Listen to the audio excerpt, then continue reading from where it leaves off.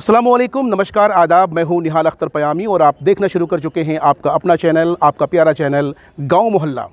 त्रिस्तरीय पंचायत चुनाव का परिणाम आप सबके सामने है। दरअसल ये मुखिया जी हैं और उनके प्रतिनिधि हमारे साथ मौजूद हैं। दरअसल आज इन्होंने शपथ लिया है। मुखिया का शपथ हुआ है, उप मुखिया का शपथ हुआ है, चयन हुआ है और साथ ही साथ जो मेंबर हजरात हैं उनको शपथ दिलाया गया है।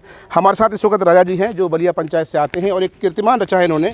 एक ऐसे मुखिया को इन्होंने हराया है जिनके बारे में कहा जाता था कि शायद मुमकिन नहीं है, लेकिन इन्होंने नामुमकिन को मुमकिन कर दिखाया है। सबसे पहले तो आपका बहुत बहुत आपको मुबारकबाद देंगे कि आपने एक कीर्तिमान रचाया, जीत हासिल हुई।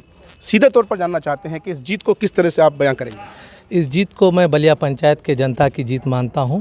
लोगों की मोहब्बत मेरे साथ रही, इसलिए हमें ये कामयाबी मिली। मैं इसका श्रेय अपने पंचायत के तमाम जनता को देना चाहता हूं। राजा भाई, एक चीज़ और जानना चाहूँगा कि आमतौर पर क्या होता है कि जब भी कोई कैंडिडेट जीतता है तो चुनाव के दौरान कई उनके मैनिफेस्टो में चीज़ें होती हैं जिनको लेकर के वो अवाम के बीच जाते हैं। वो कौन कौन से काम हैं जिनको प्रायोरिटी देंगे, जिनको करना पहले समझेंगे आप? सबसे पहले पंचायती राज व्यवस्था में जी, जनता को जनता का हक मिले, इसके लिए सरकार ने ग्राम सभा और आम सभा ये किया है। हम चाहेंगे कि पंचायत में कोई भी काम हो, उस काम से पहले ग्राम सभा हो, आम सभा हो, उसके माध्यम से आम जनों का काम हो। हम इसी की प्रायोरिटी लेकर चलेंगे। एक और बात समझनी है, क्योंकि जब पंचायत की हम बात करते हैं तो पंचायत में बेशुमार लोग ऐसे होते हैं जिनको राशन कार्ड का इशू होता है, जिनके साथ वृद्धा पेंशन का इशू होता है, जिनके साथ जो है साहब जो सरकारी आवास मिलता है, कॉलोनीज मिलती हैं, उनका इशू होता है। ये वो इश्यूज़ होते हैं जिनको लेकर वादे तो किए जाते हैं लेकिन पूरे नहीं होते हैं। आप पूरा करेंगे? जी हाँ, मैं 11 से लेकर 16 तक भी मुखिया रहा हूँ। मैं अपने कार्यकाल में 900 आदमी को वृद्धा पेंशन दिलाने का काम किया था। फिर लोगों ने मेरी माँ को मुखिया बनाया है। इसके लिए मैं लोगों से ये वादा किया भी हूँ और करता भी हूँ कि जितने लोग वृद्ध हैं या निसहाय हैं, विकलांग हैं, सब लोगों को पेंशन योजना से जोड़ेंगे। और पंचायत में जितनी योजनाएं हैं जैसे पंचम वित्त, चतुर्थ वित्त, सात निश्चय और मनरेगा, इन तमाम योजनाओं को मैं धरातल पर उतारने का भरसक प्रयास करूंगा।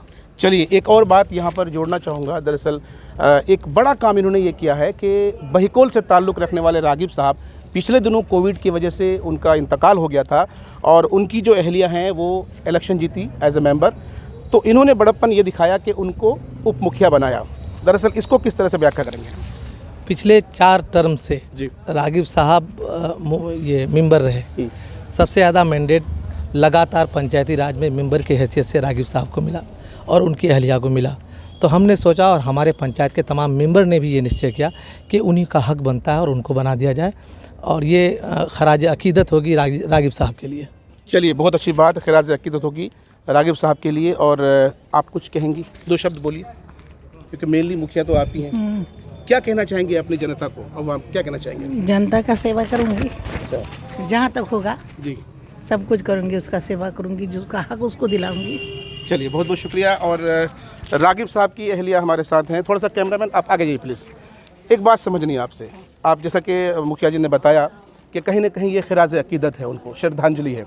आपके शौहर आज इस दुनिया में नहीं हैं और उनकी गैर मौजूदगी में कहीं ना कहीं ये आपको जो सम्मान दिया गया है और जनता ने आपको जिताया, किस तरह से उसको आप बोलना चाहेंगे, कहना चाहेंगे?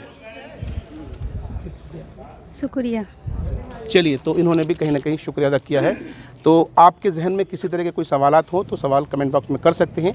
ये थे दरअसल राजा जी। पूरा नाम बताइए भाई। मुहिबुर रहमान उर्फ राजा। मुहिबुर रहमान उर्फ राजा जी, जो बलिया पंचायत से आते हैं और मुखिया का चुनाव इन्होंने जीता है, इनकी वालिदा ने जीता है। आप हमारे साथ बने रहिए। कोई जहन में बात आ रही हो, कोई सवाल आ रहा हो तो आप सवाल ज़रूर करिएगा। तब तक के लिए इजाज़त दीजिए। अल्लाह हाफ़िज़।